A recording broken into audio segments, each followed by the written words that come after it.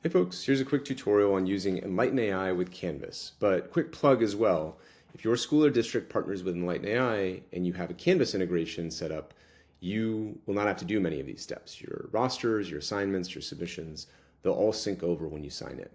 But if you're new to EnlightenAI, this is for you. So when we go over to our courses in Canvas, we'll come over to assignments and find an assignment for a given course. And we'll come over to the upper right here and click Download Submissions.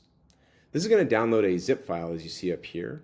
And when I click on that zip file, it will open it up and make it accessible to me so that I can see there are 3 students here, each with a .html file name that I want to upload into EnlightenAI.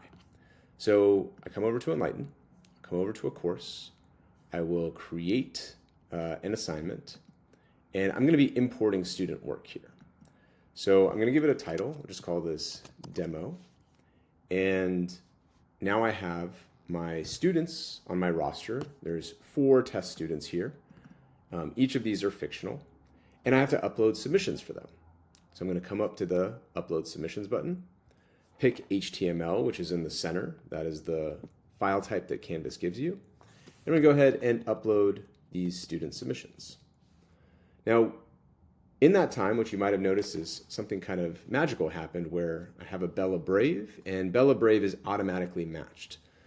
This is based on the file name, so because the file name in Canvas often gives you a student name, you can match them up based on sort of a fuzzy match. Jacob Jester, unfortunately, did not get matched over, and that's okay. We'll just drag him over. We'll pull and confirm all of these submissions, save and continue.